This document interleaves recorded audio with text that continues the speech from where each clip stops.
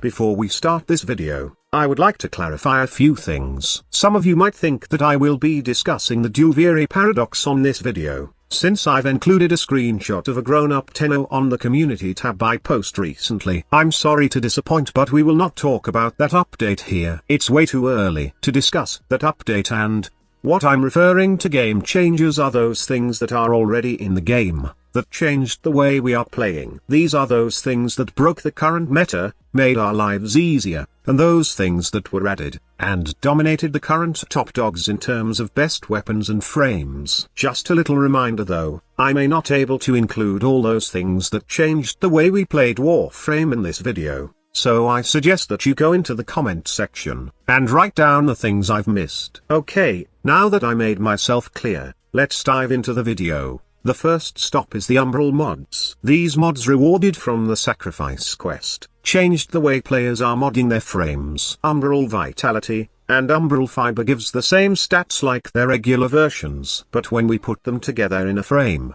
they gain a set bonus which gives a huge increase in both health and armor. And if we then add Umbral Intensify in the mix, which has higher stat value compared to its regular version by the way, we further increase the effective health, and as well as the power strength of our frame. These mods alone can give decent amount of survivability, and can even make squishy frames viable at mid-level plays. But the ones that benefit the most from these mods are those who are considered tanks in the game. The boost in effective health and power strength makes Rhino a super tank, Oberon as a survivalist healer, and Inaros as an immortal. These are just a few of those frames. There are many more, and you can check all of those Umbral builds later on this channel. But that's not all the Sacrifice quest brought in this game. It also added the sacrificial mods. These mods over here will turn those critical melee weapons into monsters. Take for example Gram Prime. The thing is already a monster and can do red crits with a couple of combo counter multiplier. But it becomes unstoppable with the sacrificial mods, since at 1.5 times combo multiplier, red crits will proc and it just wreck enemies with ease. However, when it comes to who did receive the most benefit from the sacrificial mods, look no further and check out Vol Kitty. Adding sacrificial steel on her exalted talons will increase his critical chance to 94%. Add any of these gladiator mods on your Vol Kitty to get that 60% boost in critical per damage multiplier, and you will get a frame that can red crit all day at 2.5 times combo multiplier. Overall,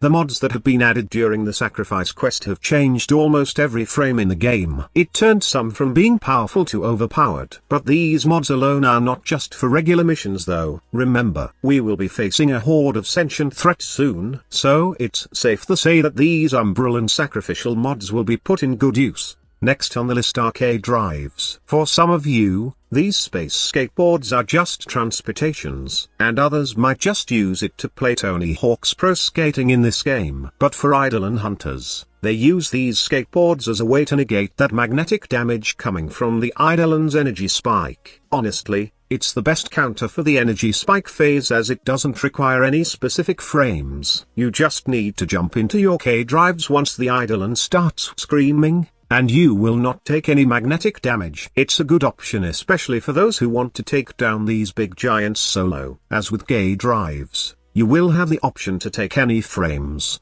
The only problem now is keeping those lures alive. But that can be solved by Vazarin's Protective Dash. Speaking of the Vazarin Focus School, its Protective Dash had been recently changed. Protective Dash was able to affect your frames and companions when it's first released, but Digital Extremes discontinued that interaction. Gladly, they reverted the change recently, and because of this, not only a Protective Dash is useful for healing lures in Eidolon hunts, but it can also protect you from the magnetic damage, since it can also give a 5 seconds invulnerability to every allies, including yourself, hit by the operator's Void Dash. What's more interesting is that its healing and invulnerability are not just useful in Eidolon hunt. It can also be effective in regular missions. In fact, the Undying Inaros can literally become undying with a Protective Dash. In endgame missions like long endurance runs, all it needs is a single Void Dash on Inaros to get his life to the max and get him going until the player decided to leave this mission. The only downside is, you won't have that energy regen coming from Zenuric's energizing dash. My best advice is, use Vazarin's Protective Dash on those frames that are tanky, and can equip Rage or Hunter Adrenaline.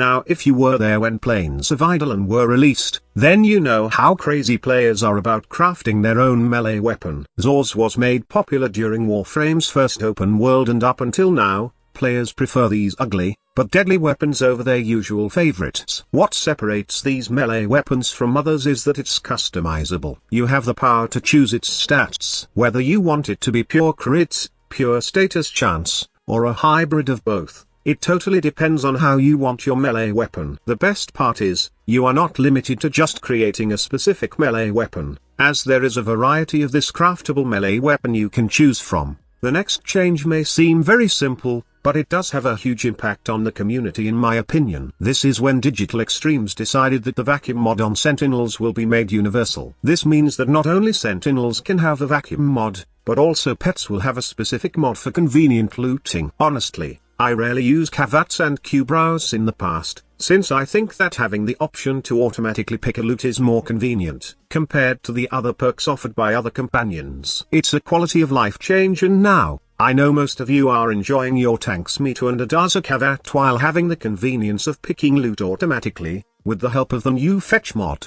The next one broke the weapon tier list, and it's the Redeemer Prime. Ever wondered what is one of the most sought out weapons in the game right now? Look no further and get yourself a Redeemer Prime. This weapon is pure gold, not only because of its awesome design, but also because of its raw power. A 100% status chance, modded with gas element Redeemer Prime can easily melt almost every enemy in the game. We don't know what other weapons will come in the future, or what other changes to modding will happen, but right now, Redeemer Prime stands on top of the mountain when it comes to melting enemies in seconds.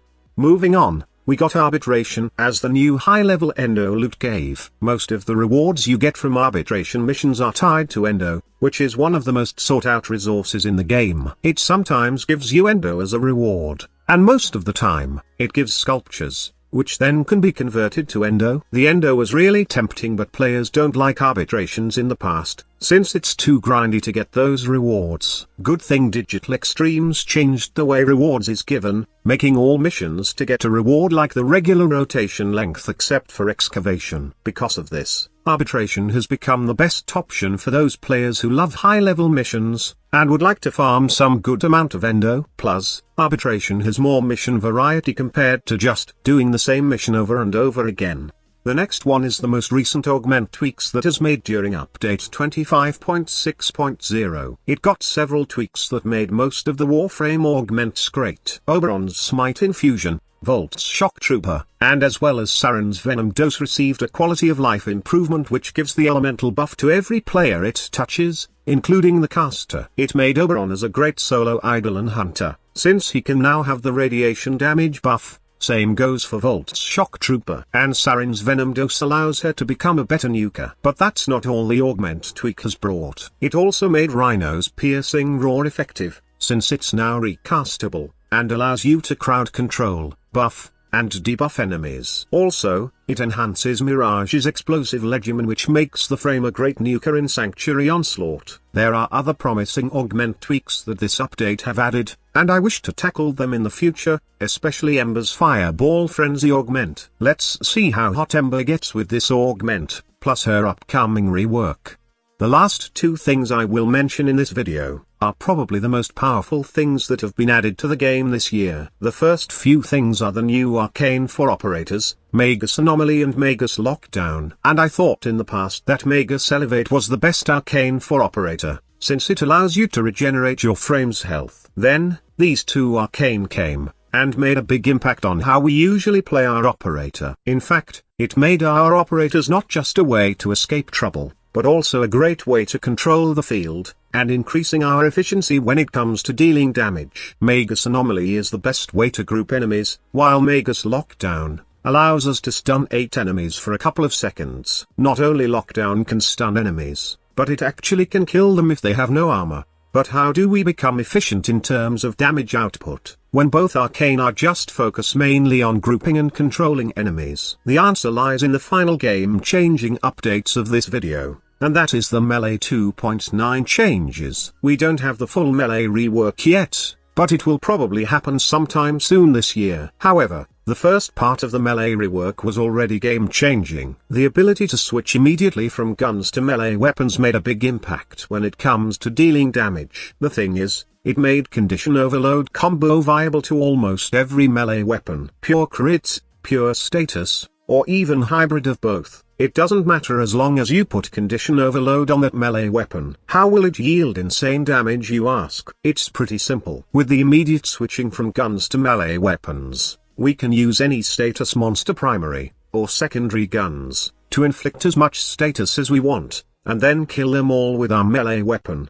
The enemy slaughter becomes easier with both Magus Anomaly and Magus Lockdown present. Since we can group and stun them, we are able to proc status on multiple enemies, and then finish them off with our melee weapons. Honestly, this is one of the best combos right now in Warframe that every tenor must try. We don't know what will be the full content of Melee 3.0, but for now, it's safe to say that it will receive some serious quality of life improvement, and over-the-top tweaks that let us do more, and discover new ways to wreak havoc in this game. So those were the few changes that brought a big impact to Warframe this year. If I have missed something, feel free to write it down on the comment box below. Lastly, be sure to check out my next video as I will be doing another giveaway for my community. Like always, please do give this video a like if you enjoyed watching it, and hit that subscribe button if you're not part of the squad yet. Thank you so much for watching. Squad leader signing off.